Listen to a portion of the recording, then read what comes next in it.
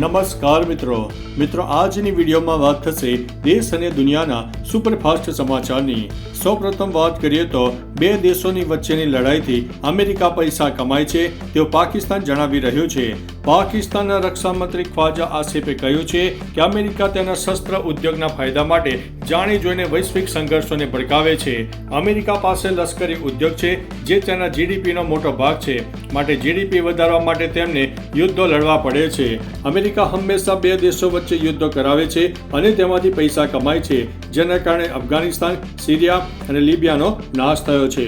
મિત્રો, અન્ય મહત્વના સમાચારની વાત કરીએ તો પાકિસ્તાન પરમાણુ હથિયારનું આધુનિકરણ કરી રહ્યું છે। અમેરિકાની ડિફેન્સ ઇન્ટેલિજન્સ એજન્સીના એક રિપોર્ટ પ્રમાણે પાકિસ્તાન ભારતને પોતાના અસ્તિત્વ માટે ખતરો માને છે। આ કારણે તે તેના પરમાણુ શસ્ત્રોનો આધુનિક બનાવવા અને તેની લશ્કરી ક્ષમતાઓ વધારવા માટે ચીન પાસેથી આર્થિક અને લશ્કરી સહાય લઈ રહ્યું છે। તો ભારત ચીનને વાસ્તવિક ખતરો માને છે, જ્યારે પાકિસ્તાનને એક સુરક્ષા પડકાર માને છે। મિત્રો, અન્ય મહત્વના સમાચારની વાત કરીએ તો દેશમાં કોરોના વધ્યો, માસ્ક પહેરો અને સાવચેત રહો। ભારતમાં ફરી એકવાર કોરોનાના કેસ વધી રહ્યા છે। એક દિવસમાં સૌથી વધુ 43 કેસ મુંબઈમાં નોંધાઈ ગયા છે।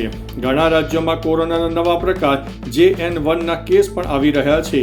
મે મહિનામાં કેરળમાં અત્યાર સુધીમાં સૌથી વધુ 273 નવા કેસ નોંધાયા છે। તો થાણેમાં એક યુવાન અને બેંગ્લોરમાં એક વૃદ્ધનું કોરોનાથી મૃત્યુ થયું છે। લોકોને સાવધાની રાખવા અને માસ્ક પહેરવાની સલાહ પણ આપવામાં આવી છે। મિત્રો, અન્ય મહત્વના સમાચારની વાત કરીએ તો વડોદરામાં મોટી સંખ્યામાં મહિલાઓ ઉમટી પડી। વડોદરા ન્યૂ VIP રોડ પર ઓપરેશન સિંદૂર બાદ PM મોદીના સ્વાગત માટે ગામડાઓમાંથી મોટી સંખ્યામાં મહિલાઓ આવી હતી। વડોદરા કોર્પોરેશનના વિવિધ વોર્ડ તેમજ જિલ્લાના ગ્રામ્ય વિસ્તારોમાંથી મહિલાઓને બસોમાં લાવવામાં આવી હતી।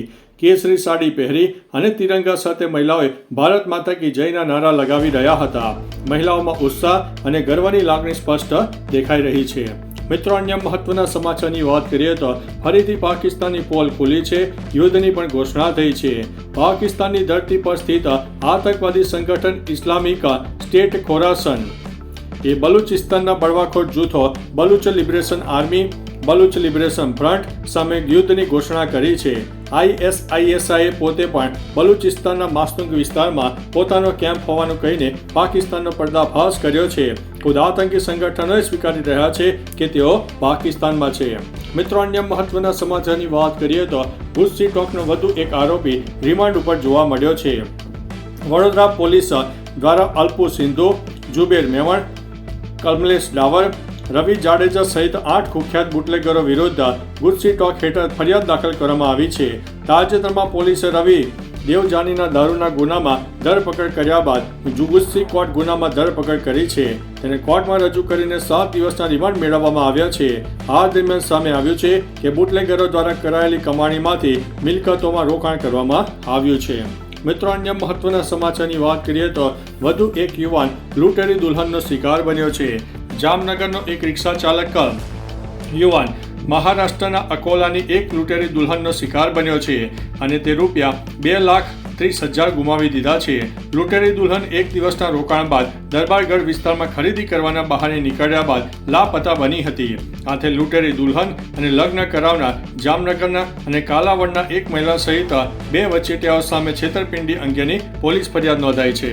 મિત્રો, અન્ય મહત્વના સમાચારની વાત કરીએ તો અકસ્માત સર્જનાર નશામાં ધૂત PSIને સસ્પેન્ડ કરવામાં આવ્યો છે। તાજેતરમાં વડોદરાના છાણી વિસ્તારમાં નશામાં ધૂત PSI દ્વારા પોલીસ વર્દીમાં જ કારનો અકસ્માત સર્જવામાં આવ્યો હતો। આ અકસ્માતમાં 3 વાહનોને અડફેટે લીધા હતા, જેમાં એક બાળકીને નાની મોટી ઈજાઓ પહોંચતા તેને ખાનગી હોસ્પિટલમાં સારવાર અર્થે ખસેડવામાં આવી હતી। આ ઘટના બાદ રાજપીપળા જિલ્લા ટ્રાફિકમાં ફરજ બજાવતા PSI YM પડિયારને સસ્પેન્ડ કરી દેવામાં આવ્યા છે। મિત્રો, અન્ય મહત્વના સમાચારની વાત કરીએ તો મુંબઈના દરિયા કિનારામાં તેલ અને ગેસનો વિશાળ ભંડાર મળી આવ્યો છે। ભારતે તેની જરૂરિયાતો પૂરી કરવા માટે મોટાભાગના તેલ અને ગેસની આયાત કરે છે। જોકે હવે ભારતીય કંપનીઓને મોટી સફળતા મળી છે। ભારતની સરકારી તેલ અને gas company oil and natural gas corporation એટલે કે ONGCએ મુંબઈ ઓફશોર બેસિનમાં તેલ અને કુદરતી ગેસનો ભંડાર શોધી કાઢ્યા છે। આ શોધ દેશમાં સ્થાનિક ઉત્પાદન વધારવા તેમજ અન્ય દેશો પર નિર્ભરતા ઘટાડવામાં મદદરૂપ થશે। મિત્રો, અન્ય મહત્વના સમાચારની વાત કરીએ તો પુણેમાં વાદળ ફાટ્યો, ઘરોમાં પણ પાણી ઘૂસી ગયા છે. રવિવારે પુણે જિલ્લામાં ભારે વરસાદ પડ્યો. પુણે સોલાપુર હાઈવે પર પાટસ વિસ્તારમાં વાદળ ફાટવાની પણ ઘટના બની. આના કારણે ઘણી જગ્યાએ નદીઓ અને નાળાઓમાં પૂર આવ્યા. અહીં ઘણા વાહનો પણ તણાઈ ગયા. પુણેના બારામતી અને ઇન્દારપુરમાં પૂર જેવી પરિસ્થિતિનું નિર્માણ થયું. ઘરોમાં પાણી ઘૂસી ગયા. અહીં એનડીઆરએફની 2 ટીમો બચાવ માટે તૈનાત કરવામાં આવી હતી. મિત્રો, અન્ય મહત્વના સમાચારની વાત કરીએ તો મુંબઈમાં વરસાદની આફત, ચારે તરફ જળબંબાકારની પરિસ્થિતિ સર્જાઈ છે. મુંબઈમાં મોટી રાતથી વરસી રહેલા વરસાદના કારણે અનેક વિસ્તાર જળબંબાકાર થયા છે.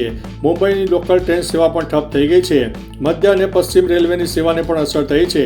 નરીમન પોઈન્ટ સહિત અનેક વિસ્તારમાં 1 કલાકમાં 80 મિલીમીટરથી વધુ વરસાદ નોંધાયો છે.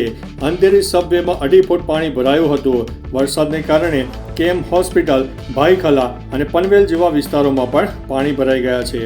મિત્રો, અન્ય મહત્વના સમાચારની વાત કરીએ તો દક્ષિણ ગુજરાતમાં ભારે વરસાદની ચેતવણી. હવામાન વિભાગે દક્ષિણ ગુજરાત માટે આગામી 2 દિવસ ભારે વરસાદની આગાહી કરી છે. સુરત, તાપી, નર્મદા, નવસારી, વલસાડ, ડાંગ સહિત જિલ્લામાં વરસાદ સાથે 50 થી 60 કિલોમીટર પ્રતિ કલાકની ઝડપે પવન ફૂંકાવાની શક્યતા છે. અરબ સાગરમાં સર્જાયેલ લો પ્રેશર નબળું પડતા યલો એલર્ટ આપવામાં આવ્યું છે. મુખ્યમંત્રીએ તંત્રને સતર્ક રહેવા માટે 24/7 કંટ્રોલ રૂમ કાર્યરત રાખવા સૂચના આપી છે. મિત્રો, અન્ય મહત્વના સમાચારની વાત કરીએ તો પીએમ મોદીએ અનેક પ્રોજેક્ટનું લોકાર્પણ કર્યું છે. ઓપરેશન સિંદૂર બાદ પીએમ મોદી પહેલીવાર ગુજરાતમાં છે. અત્યારે વડાપ્રધાન દાહોદમાં હતા. પ્રધાનમંત્રી મોદીએ દાહોદમાં 24,000 કરોડ રૂપિયાના અનેક વિકાસ પ્રોજેક્ટનો શિલાન્યાસ અને ઉદ્ઘાટન કર્યું. આ સાથે જ અમદાવાદ વેરાવળ વંદે ભારત ટ્રેન અને વલસાડ દાહોદ ટ્રેનને પણ લીલી ઝંડી આપીને પ્રસ્થાન કરાવ્યું હતું. તો ચાલો મિત્રો, ફરીથી દેશ અને દુનિયાના સુપરફાસ્ટ સમાચાર લઈને મળતા રહીશું. ત્યાં સુધી અમને રજા આપશો. નમસ્તે.